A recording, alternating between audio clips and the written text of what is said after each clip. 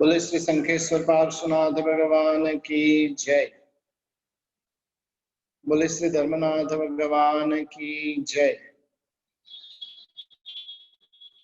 बोले श्री महावीर स्वामी भगवान की जय। बोले श्री अनंत लब्धि निधान श्री गौतम स्वामी महाराज की जय। बोले श्री सरस्वती माता की जय।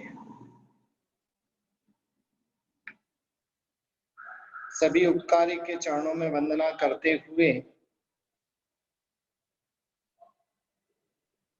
आज हम 5 मिनट के लिए अब तक हमने क्या किया उसका थोड़ा पुनरावर्तन कर लेते हैं और उसके बाद में आज की क्लास के अंदर हम आगे बढ़ेंगे। हमने संस्कृत क्लास की शुरुआत वर्णमाला से प्रारंभ की थी। जिनको भी जवाब आता है फटाफट देते जाइएगा। सबसे पहले वर्ण कितने हैं? 47। स्वर कितने? 14। व्यंजन कितने? 33। ह्रस्व कितने हैं? 5 ह्रस्व। दीर्घ 9 दीर्घ। संध्यक्षर 4 संध्यक्षर है। स्पर्श व्यंजन 25 स्पर्श व्यंजन रहे हुए हैं। अंतस्था 4 अंतस्था रहे हुए हैं। अनुनासिक 5 अनुनासिक है। चलिए कंठीय के अंदर क्या क्या आएगा? कंठीय के अंदर क्या क्या आता है?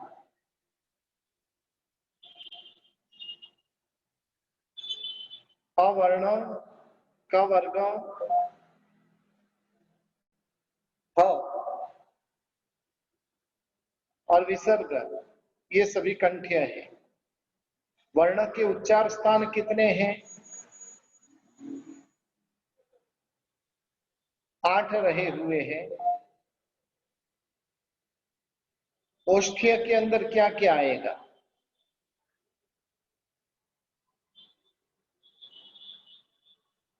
उवर्ण, प वर्ग, उपदमान्य, ये सभी क्या है? ओ और औ, ये सभी ओष्ठ्य रहे हुए हैं। ठीक है, चलिए क्ष कैसे बनता है? क्ष, क्षत्रिय वाला क्ष।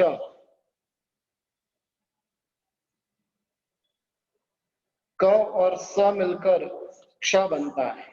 न्य, न्यान का न्य।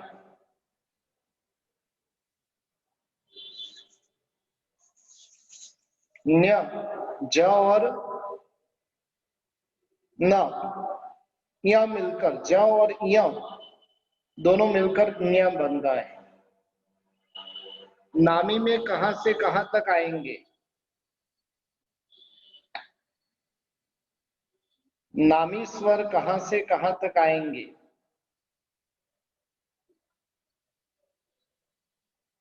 ई से लेकर, कोई अ से औ बता रहे हैं, कोई ई से रू बता रहे हैं। ई से लेकर औ तक जो भी है वो नामी कहे जाएंगे। समान,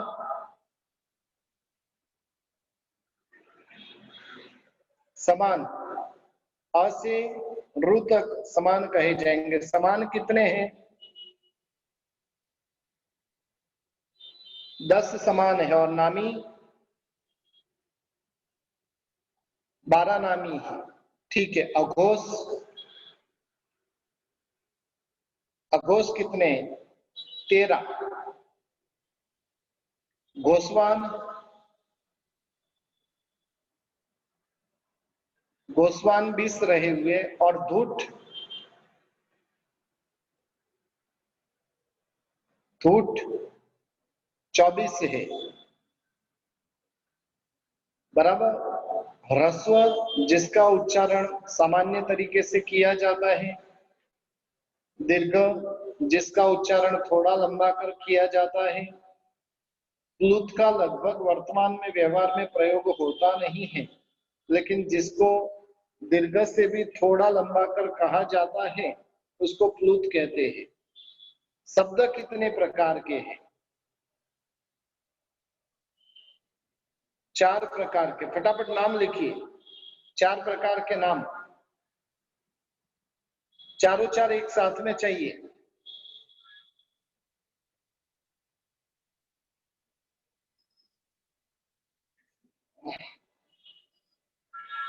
जातिवाचक, गुणवाचक, क्रियावाचक और द्रव्यवाचक, ये 4 प्रकार के शब्द हैं।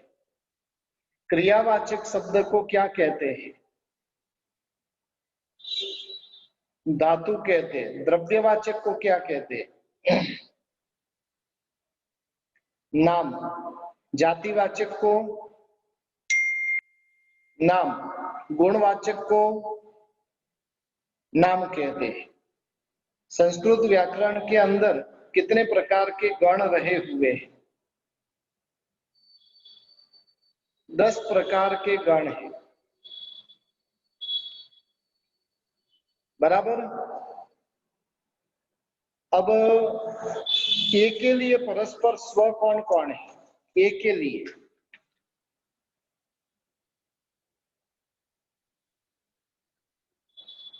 4 स्वर है, कौन कौन से हैं?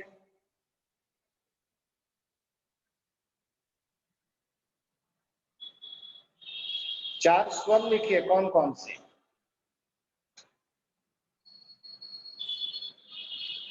नहीं, ये अलावा नहीं है। ए के लिए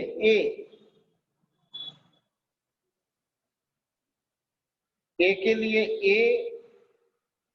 ए प्लुत, ए अनुनासिक, ए अनुनासिक प्लुत, ये 4 उनके लिए स्वर रहे हुए। क वर्ग के लिए स्वर कितने हैं? 5 है। क ख ग घ ग, बराबर। और उसके बाद में हमने पहले गण के अंदर प्रवेश किया था। पहले गण के अंदर सबसे पहले तो वर्तमान काल है। काल कितने प्रकार के हैं? 3 प्रकार के हैं। संस्कृत भाषा में आपको 10 प्रकार के भी काल बताएंगे। सबसे पहले नंबर में कौन से काल की बात अपनी चल रही है? वर्तमान काल, बराबर। वर्तमान काल जिसके अंदर प्रयोग कितने प्रकार के हैं? कौन कौन से? साथ में नाम भी लिखिए। 3 प्रकार के प्रयोग है, कौन कौन से? कर्तरी प्रयोग, कर्मणि प्रयोग और भावे प्रयोग। पद कितने प्रकार के हैं?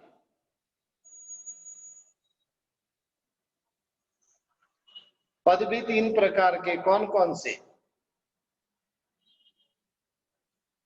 परस्मै पद, आत्मनि पद और उभय पद, बराबर। उसके बाद में परस्मै पद के प्रत्यय आपको बताए थे। मी, वस, मस, सी, थस, थ, ती, तस, अंति। पहला गण जो है, पहले गण के धातुओं को प्रत्यय लगने के बाद में अविकरण प्रत्यय लगता है, बराबर। अविकरण प्रत्यय लगता है। उसके लिए हमने सिंपल से उसका प्रयोग देखा था कि भाई वो किस प्रकार से बनता है। सबसे पहला नियम लगेगा, क्रियावाचक शब्द को धातु कहते हैं। उसके सामने लिखा जाएगा कि भाई नम के, पद के, पठ के ये धातु है। दूसरा नियम हमने लगाया था, वर्तमान काल को बताने के लिए धातु के साथ में वर्तमान विभक्ति के प्रत्यय लगते हैं। तीसरा नियम हमने लिया था, परस्मैपदी धातुओं को परस्मैपद प्रत्यय लगता है, और उससे क्या होगा तो कि जो धातु था उस धातु के साथ में ये 9 में से कोई भी एक प्रत्यय उसके साथ में लगेगा, और प्रत्यय लगने के बाद में दूसरे पाठ का दूसरा नियम टी विग्रह प्रत्यय लगने पर धातु को अविकरण प्रत्यय लगता है। तो उस प्रकार से नम प्लस अ प्लस ती, और ती विग्रह विभक्ति के प्रत्यय जिसे लगे हो उसे क्या कहते हैं, पद कहते हैं। नमति पद हो गया था। एक समझ लो कि भी आपको पोहा बनाना है, तो पोहा किस प्रकार से बनाया जाए उसकी पूरी प्रक्रिया होती है। उसी प्रकार से नमति बनाना है तो नमति बनाने के लिए पूरी की पूरी जो प्रक्रिया रही हुई है, और इस प्रकार के नियम लगकर वो प्रक्रिया होती है। तो यहाँ पर हमने यहाँ तक की बातें की कि भाई कैसे नियम लगते हैं, कैसी प्रक्रियाएं होती है, और वो सारी बातें हमने की। जैसे सी प्रत्यय है, टी प्रत्यय है, ठस प्रत्यय है, थ प्रत्यय है, उनको सिर्फ इतने ही नियम लगकर वो रूप बन जाएगा। नम के साथ में अ मिलाकर सी प्रत्यय लगा, नमसी पद हो गया। नम के पास में अविकरण प्रत्यय लगकर ती प्रत्यय लगा, नमति हो गया। उसी प्रकार से नमथ भी उसी प्रकार से हो गया। और एक हमने विशेष नियम देखा था कि म और व से शुरू होने वाले प्रत्यय के पूर्व में अ हो तो उस अ का क्या हो जाता है, आ होता है, बराबर। और उसके लिए हमने नम प्लस अ प्लस मी इज इक्वल टू नमामि पद हुआ था। इतनी बातें हमारी हुई थी। ये सब होमवर्क कर रहे हो कि नहीं? जो देखिए, जो होमवर्क करेगा उसको आनंद आएगा, जो होमवर्क नहीं करेगा उसको उबासी लेते रहना पड़ेगा, कुछ भी पल्ले नहीं पड़ेगा उसके। होमवर्क जितना आप करोगे उतना इजी से आप संस्कृत सीख सकते हो। संस्कृत भाषा सीखना है तो उसके लिए कंपलसरी आपको दिन में आधा घंटे का समय इसके लिए कंपलसरी देना है। जैसे खाने के लिए, नहाने के लिए, मेकअप के लिए जैसे आप समय देते हो, उसी प्रकार से यहाँ पर हमें संस्कृत सीखने के लिए भी समय देना है। और आधा घंटा समय दिया तो पक्का मैं कहता हूं कि आपको संस्कृत अवश्य समझ में आएगा, बराबर है। यहाँ तक अपनी बात हुई थी, यानी दूसरे पाठ तक अपनी बात हुई थी। अब देखिए, जिनके पास में जेरोक्स है तो जेरोक्स साथ में ले लीजिएगा, बुक है तो बुक साथ में रखिएगा। अब तीसरे पाठ का पहला नियम लगता है कि पद के अंत में स हो तो उस स का क्या हो जाता है, तो के र हो जाता है। अब देखिए वो किस प्रकार से होता है। सिंपल से मैं आपको मेथड एक बार यहाँ पर रिपीट कर देता हूँ, किस प्रकार की प्रक्रिया होती है। पहला नियम लगा था क्रियावाचक।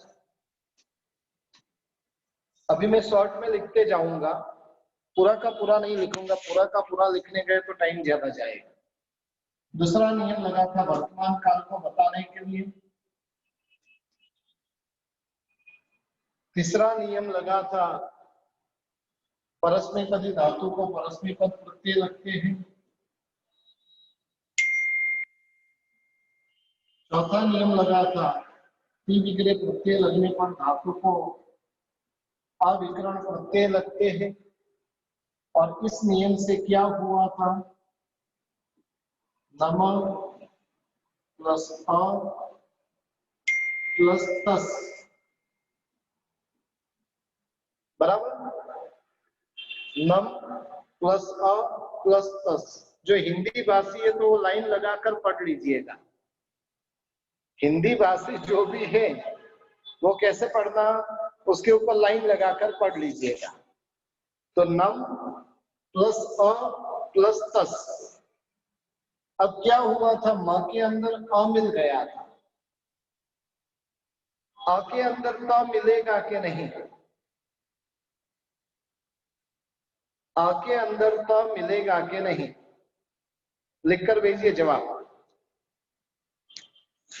नहीं मिलेगा, अ के अंदर त नहीं मिलेगा, क्योंकि कौन कौन मिलता है?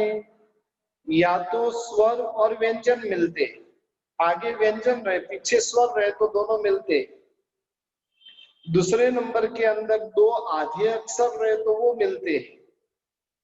लेकिन यहाँ पर नम पूरा हो गया, स्वर के साथ में व्यंजन नहीं मिलता है, व्यंजन के साथ में स्वर मिलता है। यानी नम प्लस अ प्लस तस। अभी कौन सा नियम लगेगा? आप खाली नंबर बोलिए, नंबर बोलिए, दूसरे पार्ट में से कौन सा नियम अभी यहाँ पर लगेगा? तीसरा नियम। तीसरा नियम तो क्या कब लगता है? म और व से शुरू होने वाले प्रत्यय रहे, ये तो त से शुरू होने वाला प्रत्यय है, तो ये नियम तो लगेगा नहीं। तीसरा, पहला नियम ऑलरेडी लग गया, दूसरा नियम लग गया, पांचवा नियम भी लग गया। अब बचा हुआ चौथा नियम है। हाँ, कितने अपन होशियार हैं? 1 2 3 4 5 सब बोल दिया। पांचवा चौथा नियम लगेगा कि ती वगैरह विभक्ति के प्रत्यय जिसको लगे हुए हैं उसको पद कहते हैं।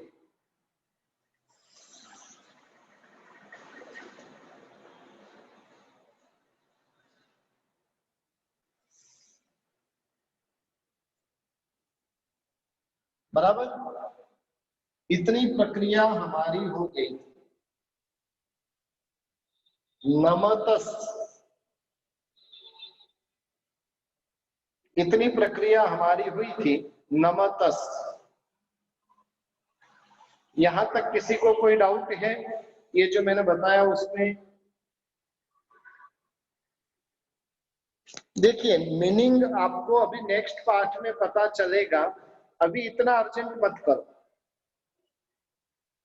मीनिंग आपको पता चल जाएगा। पहले ये प्रक्रिया आपको समझ में आ रही है कि नहीं उतना बोल लो। सबसे पहला नियम, क्रियावाचक शब्द को धातु कहते हैं। फिर पांचवा नियम लगेगा, वर्तमान काल का निर्देश करने के लिए धातु को वर्तमान विभक्ति के प्रत्यय लगते हैं। फिर पहला नियम लगेगा, परस्मैपदी धातु को परस्मैपद प्रत्यय लगते हैं। फिर दूसरा नियम लगेगा, ती आदि प्रत्यय लगने पर धातु को अविकरण प्रत्यय लगते हैं। अब म और व से शुरू होने वाला प्रत्यय नहीं है, इसलिए तीसरा नियम भी लगेगा नहीं, तो सीधा चौथा नियम लग जाएगा। ती वगैरह विभक्ति के प्रत्यय जिसको लगे हुए हो उसको क्या कहते हैं? पद कहते हैं। और इतनी प्रक्रिया से ये पद हो जाएगा नमतस। क्या पद हुआ? नमतस। अब तीसरे पाठ का पहला नियम देखिए। तीसरे पाठ का पहला नियम क्या कहता है कि पद के अंत में यदि स हो तो उस स का र हो जाता है। बहुत ही सिंपल तरीके से ये नियम रहा हुआ है। पद के अंत में यदि स है, ये पद के अंत में क्या है? स रहा हुआ है। तो सिंपल से आपको दूसरा कुछ नहीं करना है, उस स का र कर देना है। इसलिए जब ये नियम लगेगा, छठा नियम,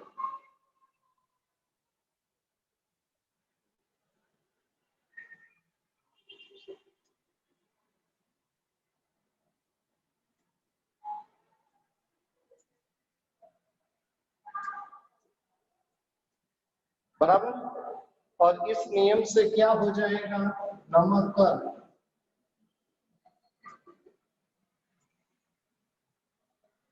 बराबर, ये बहुत सिंपल नियम है, इसमें कोई आपको ज्यादा दिमाग लगाने की जरूरत नहीं, खाली अंत में होना चाहिए। नियम देखिए क्या कहता है, पद के अंत में होना चाहिए। एक चीज ध्यान रखिए, इधर तक पद नहीं था, पद ये नियम से पद बना है। जो आपको चौथा नियम है ना, तीव्र विभक्ति के प्रत्यय जिसको लगते हैं उसको क्या कहते हैं, पद कहते हैं। उस नियम से पद बना है, पद नहीं बना है और स रहे तो उस स का र नहीं होगा। जब पद बनता है तभी ये नियम लगेगा। कोई भी जो नियम लगाना है तो नियम की कंडीशन क्या कहती है उसको देखना पड़ेगा, बराबर। तो पद के अंत में स हो तो उस स का र हो जाता है, सिंपल से नियम। नमतस का नमतर हो जाएगा। अब दूसरा नियम बहुत महत्वपूर्ण है, वहां पर थोड़ा आपको दिमाग लगाना पड़ेगा। अब स का र तो हो गया, र का विसर्ग कहां पर होता है? सामान्यतः हम क्या करते हैं, हर एक जगह पर 2 डॉट डाल देते, र आता है तो, लेकिन हर एक जगह पर नहीं होगा। कहां पर विसर्ग होगा तो उसके लिए नियम बता रहे हैं।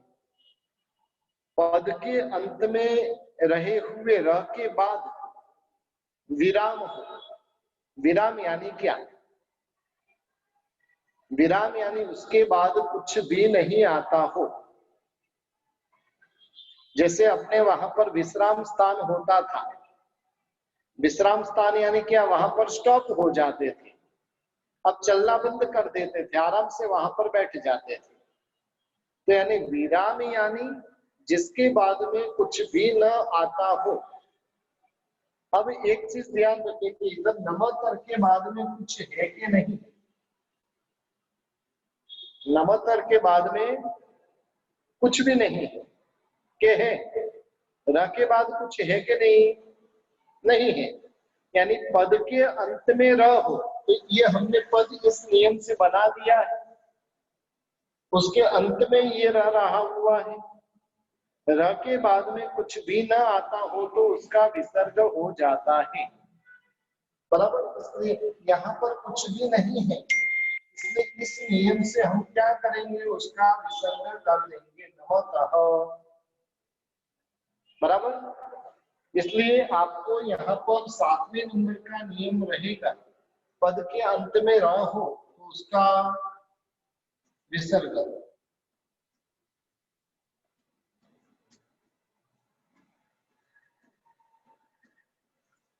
बराबर, ये आधा नियम आपको हुआ।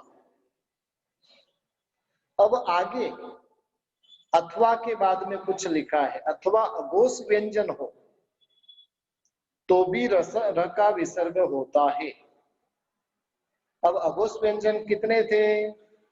अब देखिए, आप बोल रहे थे कि इसको अघोष संज्ञा क्यों दी, ढूठ संज्ञा क्यों दी, गोस्वान क्यों कहा।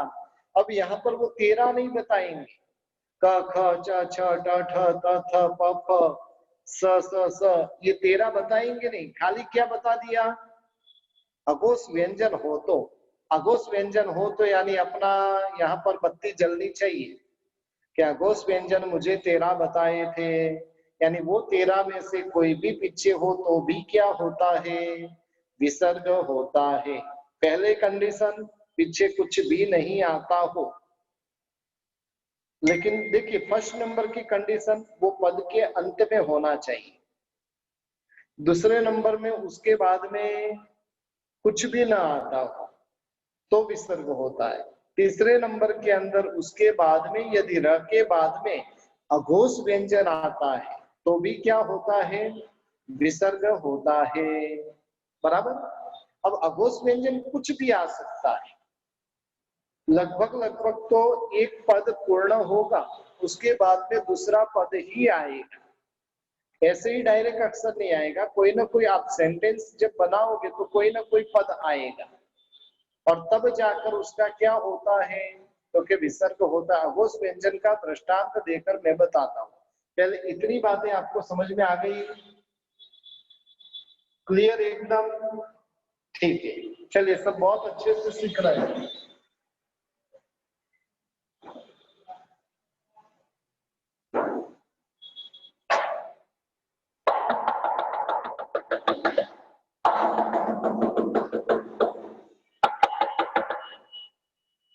बराबर। अब देखिए अघोष व्यंजन का सबको दृष्टांत देखना है। अब यहाँ पर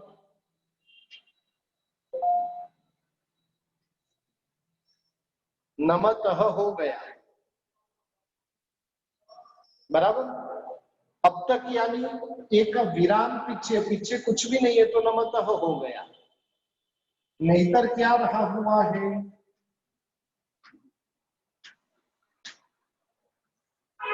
नमतर रहा हुआ है, बराबर। अब उसके पीछे हमने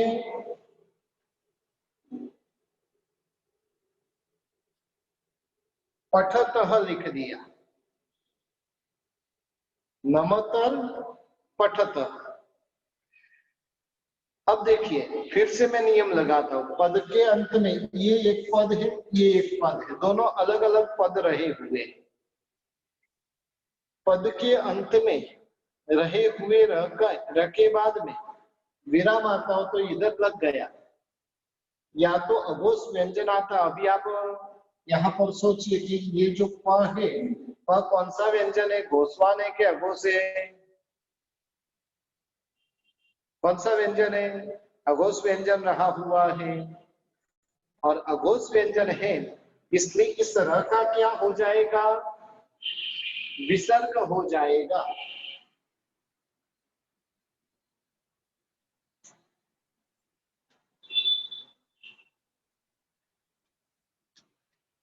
बराबर।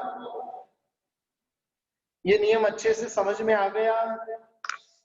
अब देखिए अगले पाठ में जैसे आपको बहुत सारे सेंटेंस आएंगे और उस सेंटेंस के अंदर देखोगे तो आपको ऐसे बहुत सारे एग्जाम्पल आगे आगे मिलेंगे। जैसे जैसे आप संस्कृत के अंदर आगे बढ़ते जाओगे वैसे वैसे आपको उसके एग्जाम्पल भी, लाखों एग्जाम्पल रहे हुए हैं और सब कुछ आपको मिलता जाएगा। तो तीसरे पाठ के अंदर ये दो नियम बताए, बराबर है। हार्ड नहीं लग रहा है ना, समझ में आ रहा है, ठीक है। चलिए अब चौथे पाठ के अंदर हम प्रवेश करते हैं।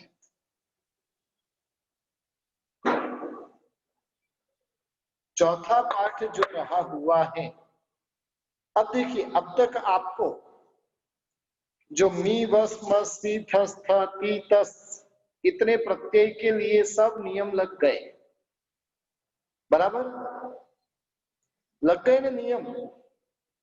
देखिए नम प्लस अ प्लस मी, आ का क्या हो गया, आ हो गया। नम के अंदर आ मिल गया और साथ में मिल गया, नमामि हो गया।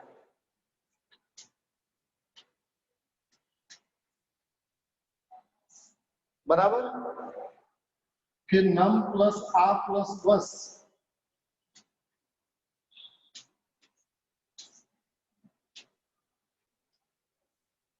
बराबर नमावस हो जाएगा। फिर ये पद के अंत में सकार और रका विसर्ग, ये तो नियम लगकर नमावह।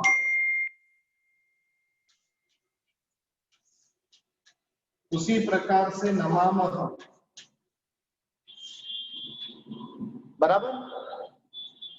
फिर नमसी तो सिंपल से ही हो गया, नम प्लस आ प्लस सी।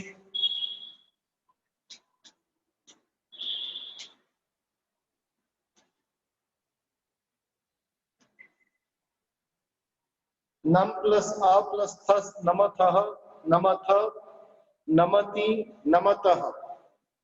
इतने रूप के लिए आपको नियम आ गया कि भाई ये कैसे बनता है, बराबर। लेकिन अंति प्रत्यय जो 9वें नंबर का जो प्रत्यय है अंति, उसके लिए कोई भी नियम अभी तक आपको बताया नहीं है, तो उसका नियम अभी हम देखने जा रहे हैं।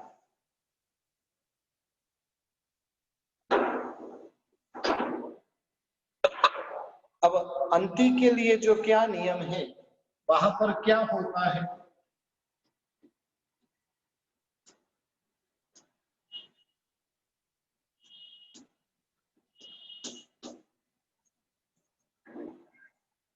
इतनी प्रक्रिया हमारी हुई थी। क्रियावाचक शब्द को धातु कहते, वर्तमान काल का निर्देश करने के लिए वर्तमान विभक्ति, क्या आप बोलते जाओ साथ साथ में। हाँ, पहले नंबर में क्रियावाचक शब्द को धातु कहते, दूसरे नंबर में वर्तमान काल का निर्देश करने के लिए धातु को वर्तमान विभक्ति के प्रत्यय लगते, तीसरा नियम परस्मैपदी धातु को परस्मैपद प्रत्यय लगते, चौथा नियम ती विग्रह प्रत्यय लगने पर धातु को अविकरण प्रत्यय लगता है। ये चार नियम से हमने नम प्लस अ प्लस अंति इतनी प्रक्रिया कर दी, बराबर। अब देखिए वो म था तो म में अ मिल जाता, लेकिन अ में अ तो मिलेगा नहीं, उसके लिए आपको कोई नियम भी आया नहीं है, तो उसके लिए एक प्रक्रिया बता रहे हैं, बराबर। नम प्लस अ प्लस अंति। अब आप चाहो तो ये अ जो है वो म में मिल सकता है, लेकिन म में अ मिलने के बाद में अ और अ तो मिलेंगे ही नहीं, तो उसके लिए कुछ प्रक्रिया करनी पड़ेगी। तो वो प्रक्रिया के लिए चौथे पाठ का पहला नियम बता रहे हैं। कईयों के मन में हो रहा है पाठ यानी क्या, तो कि लेसन। आपको जैसे एक एक लेसन होता है वैसे यहाँ पर भी एक एक लेसन रहा हुआ है। अब अ के बाद में अ या तो ए आए तो पहले के अ का लोप हो जाता है। पहले आधा नियम हम लगाएंगे, फिर पूरा नियम लगाएंगे। क्या नियम क्या कहा, अ के बाद में अ या तो ए आए तो पहले के अ का लोप होता है। अब देखिए ये अ है, बराबर। अ के बाद में इधर क्या क्या है, तो के अ या ए, ये दो में से कोई भी आए, ये आए तो भी इसका लोप हो जाएगा, ये आया तो भी उसका लोप हो जाएगा। लोप होना यानी क्या, तो कि वहां से वो उड़ जाएगा, ये लोप हो गया, डिलीट हो जाएगा। आपकी भाषा में क्या हो जाएगा, वो गायब हो जाएगा। हाँ, नीतू जैन ने बहुत अच्छा शब्द दिया है, गायब हो जाएगा, बराबर। तो यानी अ के बाद में अ या तो ये आए, अब ये अ है, उसके बाद में अ आया तो ये अ जो है वो गायब हो जाएगा, इसलिए क्या बन जाएगा, नम प्लस अंति, बराबर। और मां के अंदर अभी आ मिल जाएगा, मां के अंदर अभी अ मिल जाएगा, अ मिलकर क्या बन जाएगा,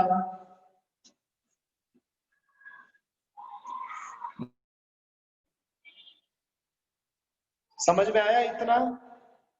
अब देखिए नियम हमारा अभी तक अधूरा ही हुआ है। अब आगे नियम क्या कहता है, लेकिन पद के शुरुआत में अ या तो ए आए तो अ का लोप नहीं होता है। देखिए दो चीजें, अब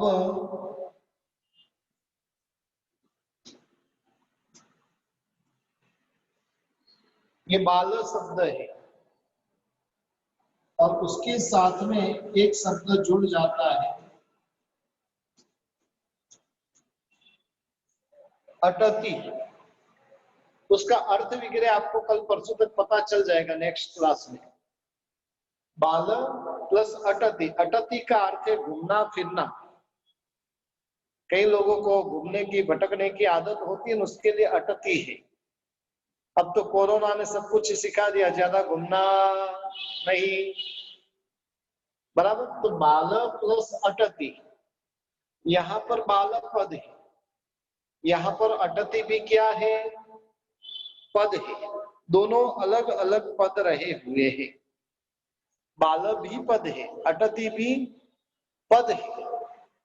अब क्या बता, परंतु पद के प्रारंभ में अ या तो ए आए तो पहले के अ का लोप नहीं होगा। अब ये पद की शुरुआत में है, अटति पद के शुरुआत में, और ल के अंदर क्या रहा हुआ है, ल प्लस अ। ल जो बना है वो कैसे बना है, ल और अ ये दोनों मिलकर ल बना है। समझ में आ रहा है ना। यानी ये पद के शुरुआत में यदि अ या तो ए आता है तो इस अ का लोप होगा नहीं, वो गायब नहीं होगा। समझ में आया। यानी एक ही पद के अंदर है, एक ही पद के अंदर है तो ये प्रक्रिया होगी। दो अलग अलग पद बन गए तो उसके बाद में आधा वाला नियम वो लगेगा नहीं, वहां पर लोप नहीं होगा, गायब नहीं होगा। अब देखिए, अब आपके लिए बहुत इजी हो गया। अब रूप क्या बन गए एक बार लिख के बता देता हूं और उसके बाद में उसका अर्थ बता दूंगा।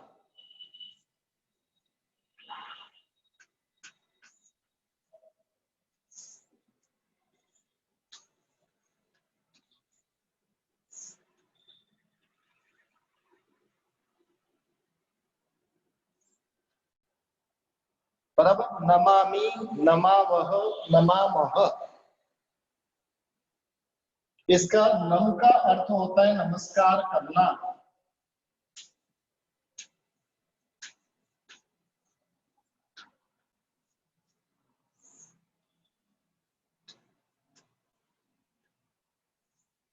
क्या अर्थ हुआ नम का, नमस्कार करना।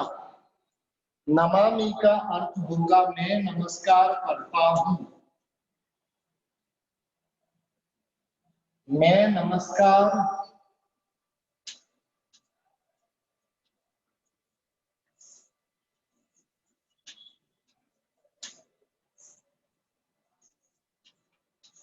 बराबर। नमामि का अर्थ हुआ मैं नमस्कार करता हूं। नमावह का हम दोनों,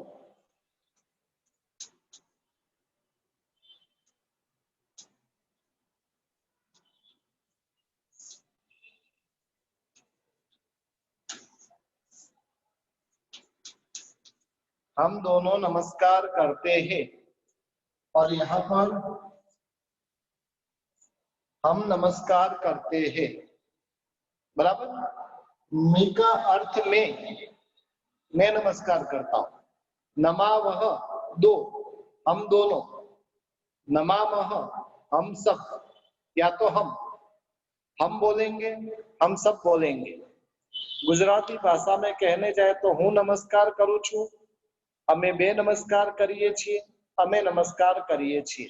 इतना सेंटेंस समझ में आ गया। लिखना है तो लिख लीजिए।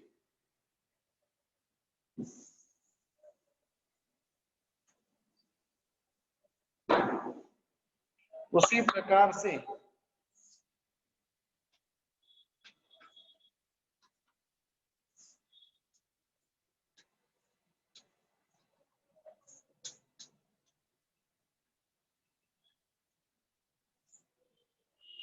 नमति, नमसी, नमथः, नमथ, इसका अर्थ होगा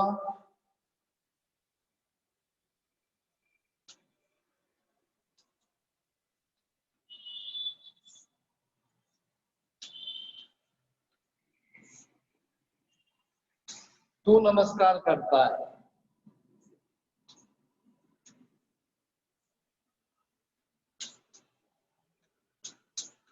तुम दोनों नमस्कार करते हो, और यहाँ पर तुम सब नमस्कार करते हो।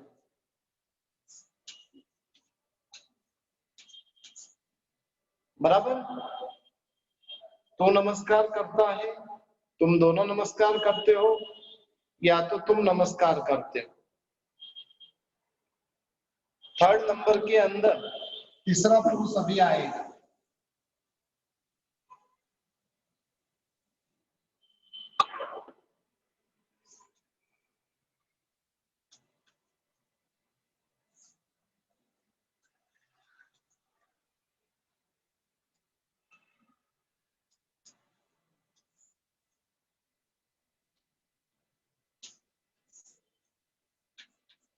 वह नमस्कार करता है, नमति।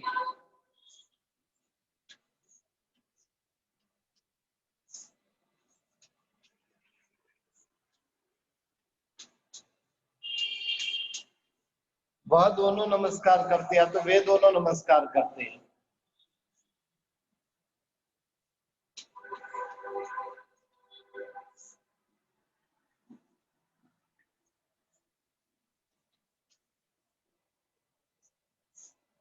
वह सब नमस्कार करते हैं,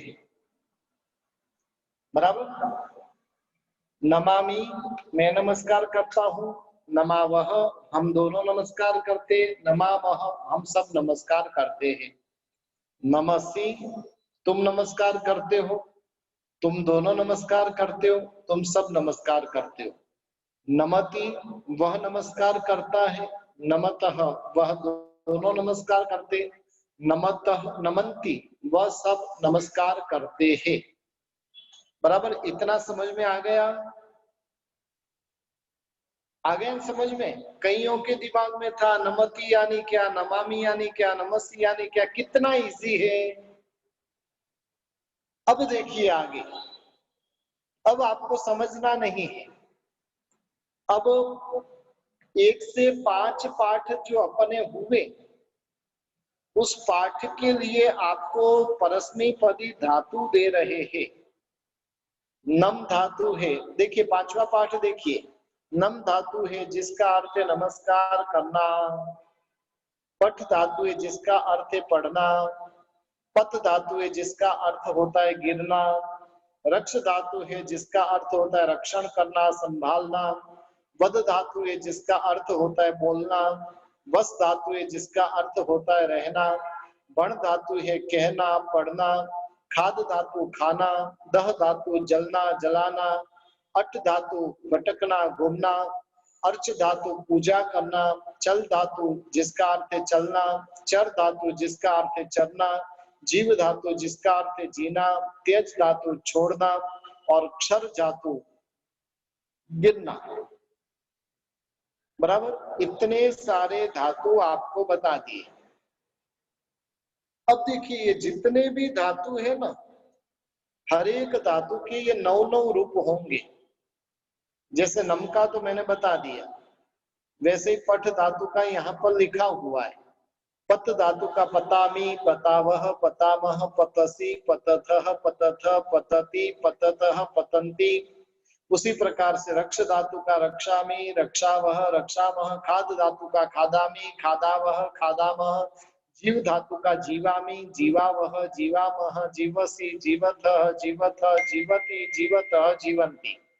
अर्थ सब जगह पर एक समान आएगा, कोई चेंज नहीं। जीवा में मैं जीता हूँ। जीवा वह, हम दोनों जीते हैं। जीवा वह, हम सब जीते हैं। जीवसी, तुम जीते हो। जीवतः, तुम दोनों जीते हो। जीवतः, जीवथ, तुम सब जीते हो। जीवती, वह जीता है, वह दोनों जीते। जीवंती, वे सब जीते हैं। समझ में आ गया कितना इजी है? इजी लग रहा है ना? हाँ, अब देखिए अगली क्लास के लिए आपको क्या करना है। ये जितने भी धातु हैं वो धातु याद करने हैं, उन धातु के रूप याद करने हैं। क्योंकि बीच में सैटरडे और संडे दोनों आ रहा है, एक के साथ एक फ्री। अपना एक दिन ही बीच में खाली होता है, उसमें एक दिन और फ्री, और फिर एक आधा दिन फ्री है। तो 2.5 दिन का आपके पास में टाइम है ये सारे धातु याद करने, धातु के रूप कैसे बनते वो याद करने। वो यदि बुक में सब धातु के रूप लिखते जाओ तो बहुत अच्छा रहेगा। जैसे मैंने नमामि, नमावह, नमामा, नमस्सी, नमथ, नमथ, नमति, नमत, नमस्ते लिख के बताया, उस प्रकार से आपको सब धातु लिखने हैं। अब उसके साथ में नीचे के भाग में आपको संस्कृत सेंटेंस दिए हुए। नमामि, नमामि उसका अर्थ क्या होता है वो आपको लिखना है। मैं नमस्कार करता हूं। चलिए 1-2 की प्रैक्टिस यहाँ पर ही कर लेते हैं। पठसी का अर्थ क्या होता है, लिख के भेजो। इंग्लिश में लिखकर भेजा तो भी चलेगा। पठसी, तुम पढ़ते हो, तुम नहीं आएगा, तुम में तो बहुवचन आ जाएगा, तू पढ़ता है, तू पढ़ता है। और चलो जीवावह, जीवावह का अर्थ क्या होगा? अर्जेंट नहीं करना, आराम से। हम दो जीते हैं, सेंटेंस की पूर्ति करनी पड़ेगी, या तो हम दोनों जीते हैं। देखिए कितना इजी है, सबका फटाफट फटाफट जवाब आ रहा है, बहुत अच्छी बात है, सबको अच्छे से समझ में आ रहा है।